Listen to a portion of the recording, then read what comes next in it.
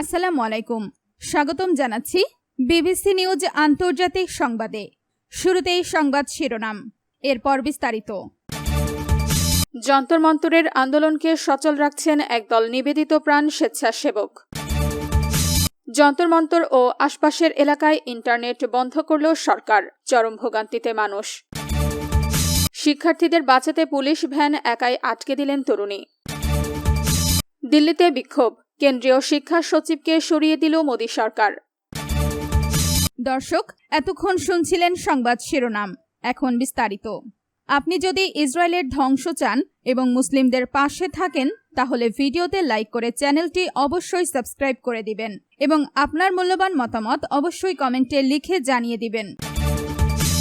যন্তর মন্তরের আন্দোলনকে সচল রাখছেন একদল নিবেদিত প্রাণ স্বেচ্ছাসেবক। উত্তাল স্লোগান আর বিশাল জনস্রোতের আড়ালে দিল্লির যন্তর মন্তরে প্রতিবাদী পরিবেশকে সুশৃঙ্খল ও সচল রাখছেন একদল নিবেদিত প্রাণ স্বেচ্ছাসেবক। ককরোচ জনতা পার্টি সিজেপির ব্যানারে আয়োজিত এই বিক্ষোভে কেউ কেউ আনুষ্ঠানিকভাবে স্বেচ্ছাসেবক দলভুক্ত হলেও অনেকেই নিছক নিজের তাগিদ থেকে আন্দোলনে এসে যে কোনো প্রয়োজনে হাত বাড়িয়ে দিয়েছেন। প্রচণ্ড গরমে হাত পাখা দিয়ে হাওয়া করা, ভিড় নিয়ন্ত্রণে মানব শৃঙ্খল তৈরি, আহতদের তাৎক্ষণিক চিকিৎসা প্রদান, প্রাঙ্গণ পরিষ্কার পরিচ্ছন্ন রাখা এবং খাবার ও পানি পৌঁছে দেওয়ার মতো সমস্ত কাজ নীরবে সামলে নিচ্ছেন তারা। দিল্লি বিশ্ববিদ্যালয়ের ওপেন লার্নিং এর 21 বছর বয়সী শিক্ষার্থী হর্ষ আগে অচেনা মানুষের সাথে কথা বলতেও দ্বিধা করতেন, কিন্তু সিজেপির সংসদ চলো পদযাত্রা তার জীবনে বড় পরিবর্তন এনেছে।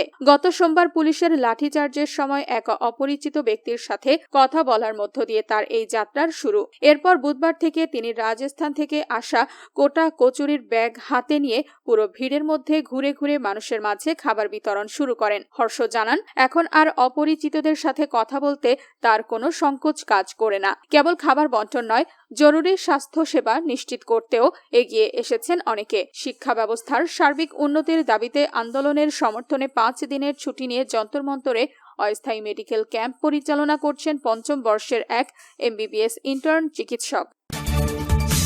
যন্তর মন্তর ও আশপাশের এলাকায় ইন্টারনেট বন্ধ করল সরকার, চরম ভোগান্তিতে মানুষ। শিক্ষার্থীদের চলমান বিক্ষোভের জেরে মধ্য দিল্লির যন্তর মন্তর ও তার আশপাশের এলাকায় মোবাইল ইন্টারনেট সেবা বন্ধ করে দিয়েছে ভারত সরকার। বৃহস্পতিবার 23 জুলাই সকাল থেকে জারি হওয়া এই নিষেধাজ্ঞার প্রভাব পড়েছে প্রায় 2 কিলোমিটার দূরের মান্ডি হাউস এলাকা পর্যন্ত। শুরুতে বিকাল 4টা পর্যন্ত এই নির্দেশ থাকলেও পরে তা মধ্যরাত পর্যন্ত বাড়ানো হয়। ইন্টারনেট না থাকায় বিক্ষোভকারীদের পাশাপাশি সাধারণ মানুষ ও চাকরিজীবীরা চরম ভোগান্তিতে পড়েছেন। অনলাইন লেনদেন বা ইউপিআই কাজ না করায় ছোট ব্যবসায়ী ও ক্রেতারা মারাত্মক বিপাকে পড়েছেন। অনেকেই বাধ্য হয়ে শুধু নগদ টাকায় কেনাবেচা করছেন। এছাড়া ইন্টারনেট ভিত্তিক যোগাযোগের পাশাপাশি সাধারণ ফোন কলেও মারাত্মক বিঘ্ন ঘটছে। শিক্ষার্থীদের বাঁচাতে পুলিশ ভ্যান একাই আটকে দিলেন তরুণী। পরীক্ষায় অনিয়মের প্রতিবাদে ভারতে চলা শিক্ষার্থী আন্দোলনের মধ্যে এক অনন্য সাহসিকতার ঘটনা ঘটেছে। মুম্বাইয়ে আটক শিক্ষার্থীদের মুক্ত করতে একটি পুলিশ ভ্যানের সামনে একাই রুখে দাঁড়ান রিয়া আহির নামের 27 বছরের এক তরুণী মডেল। বুধবার 22 জুলাই মুম্বাইয়ের দাদারে পুলিশ যখন বিক্ষোভকারী শিক্ষার্থীদের ভ্যানে তুলে নিয়ে যাচ্ছিল তখন রিয়া গাড়িটির পথ আটকে দেন। তিনি পুলিশ কর্মকর্তাদের কাছে গ্রেফতারি পরোয়ানা বা অ্যারেস্ট মেমো দেখতে চান। পুলিশ কোনো সদুত্তর দিতে না পারে তিনি গাড়িটির সামনে শক্ত হয়ে দাঁড়িয়ে থাকেন। তার এই অকুতোভয় প্রতিরোধের মুখে শেষ পর্যন্ত পুলিশ আটক শিক্ষার্থীদের ছেড়ে দিতে বাধ্য হয়। নিজের অধিকার সম্পর্কে সচেতন রিয়া জানান, পুলিশ অন্যায় করছিল জেনেই তিনি একজন নাগরিক হিসেবে তাদের আটকে ছিলেন। সামাজিক যোগাযোগ মাধ্যমে তার এই সাহসিকতার ভিডিও ছড়িয়ে পড়ার পর দেশ জুড়ে ব্যাপক প্রশংসা পাচ্ছেন রিয়া। সরকারের দমন পীড়নের সমালোচনা করে তিনি অবিলম্বে শিক্ষামন্ত্রীর পদত্যাগও দাবি করেছেন। দিল্লিতে বিক্ষোভ, কেন্দ্রীয় শিক্ষা সচিবকে সরিয়ে দিল মোদী সরকার। নয়াদিল্লিতে শিক্ষার্থীদের প্রবল বিক্ষোভ উত্তেজনা প্রশমনে শিক্ষা সচিব বিনীত যোশীকে অপসারণ করে পঞ্চায়েত বিষয়ক মন্ত্রণালয়ে পাঠানো হয়েছে।